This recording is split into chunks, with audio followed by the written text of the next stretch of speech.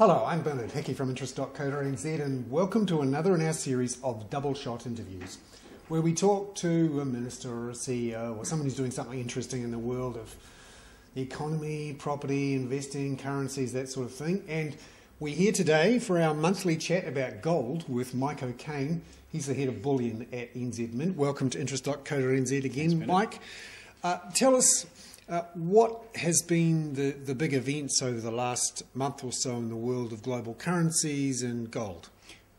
Gold's perspective, we've seen gold reach a new record high, 1,424 an ounce last month. Obviously, we've pulled back from there. Essentially, it's been sitting around the $1,380, this is US dollars, mark for most of that time.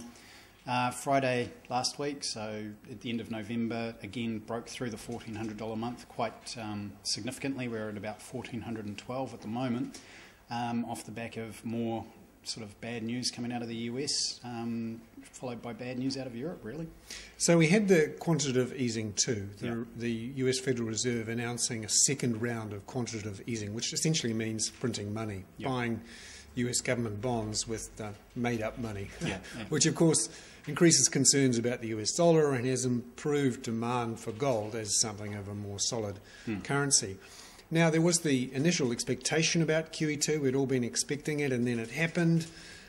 What's the verdict now that we're into the process? The Fed started buying the bonds, but gold hasn't quite continued to sprint higher. No, there was a short period where it did take off, and as I say, we broke through 1,400 earlier in the month.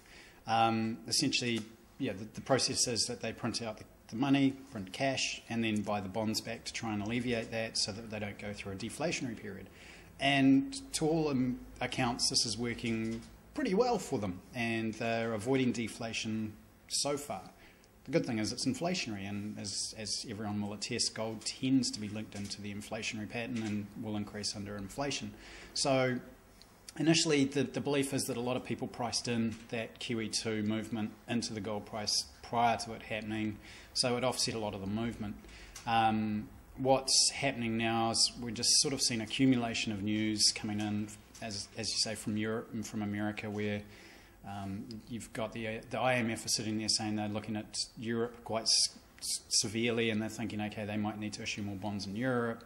You've got Portugal, Greece, again, the pigs nations are all starting to suffer. Ireland, for example, has just gone through a really bad time, and they're talking nearly $1 trillion to bail them out. Things are just starting to get, the bad news is starting to become cumulative. And off the back of that, the expectation again is that gold, which seems to be operating more as a currency than in anything else at the moment, so it's offsetting against the US dollar, it's also offsetting against the Eurozone, and we're starting to see that increase in the price. Now, it may not be a massive surge, and to be quite frank, I'd prefer not to see a massive surge because that's quite destabilising. It's like any currency. If you get a really large surge really quickly, you'll start to see a lot of sell-off because people are taking profit. So a nice gradual climb is starting to come out, and we're sort of seeing more and more governments, as I said last time, more and more governments are starting to buy rather than sell gold.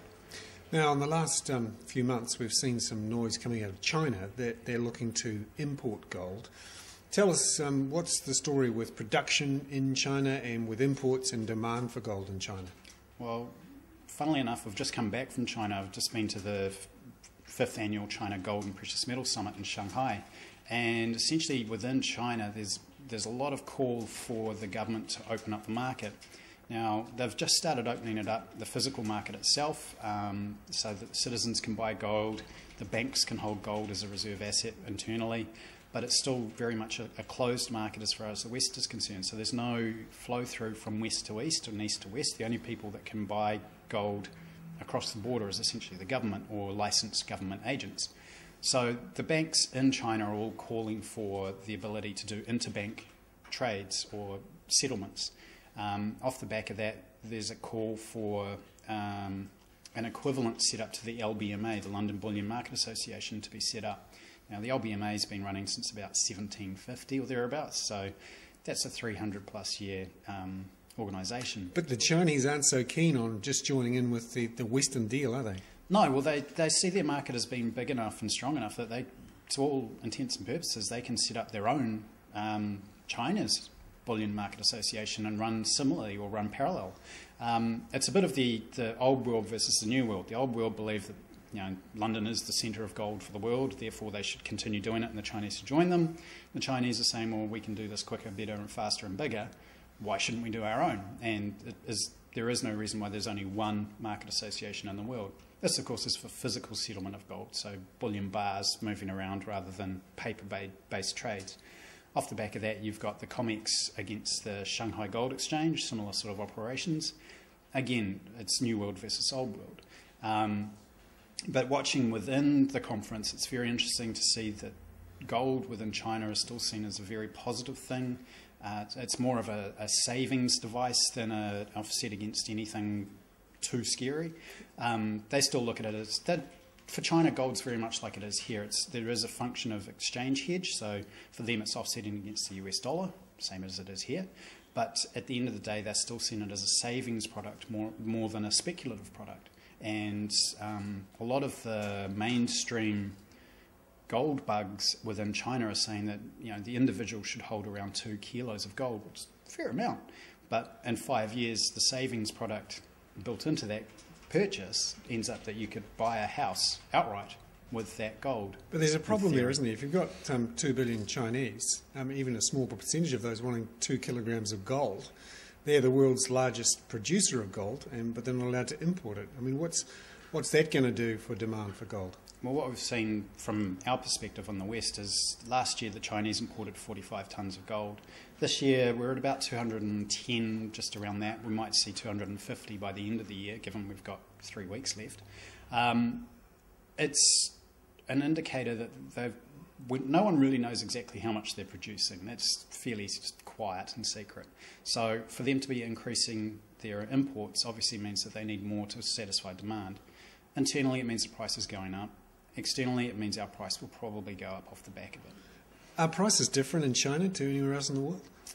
Well, they're starting, because of the renminbi being a controlled currency, they're having similar issues. To us, essentially, where the price is going up, but it's not going up as quick as they'd like. Everything's still priced in US dollars, but again, there's calls for it to be priced in the local currency so that they can have more control over it. What else came out of the conference that grabbed your attention? Probably the biggest thing is the difference in opinions, as I said earlier, between the Chinese and, for example, the Americans. Chinese still see gold as a positive thing. They're still very positive on the outlook. They're looking long term, and they're tending to be more upbeat and positive. The Americans, there was sort of two tones coming out of America from the economists there.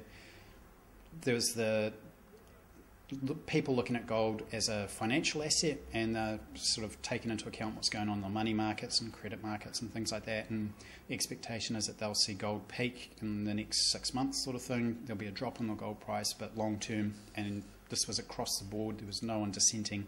The expectation is for a bullish gold market for many years to come. But there were also built into that the economists who thought that the world was coming to an end, and you need to put your US dollars into something else. Did they have baked beans and guns of ammo, boxes of ammos with them? One can only hope. That was sort of the joke du jour between the economists, was those that believed that you needed gold to protect yourself in the future and therefore shouldn't you have a gun, and those that saw the markets for the next 10, 20 years and didn't really think that the world was coming to an end. Again, the general consensus is, even in the West, 5-10% of a portfolio is a doomsday protection thing. Anything else above that tends to be speculative only. All right, Mike O'Kane from NZ Mint, the head of Bullion there, talking about gold, and we'll come up again next month with another monthly report on what's happening in the gold market. I'm Bernard Hickey. That was another in our series of double shot interviews here on interest.co.nz.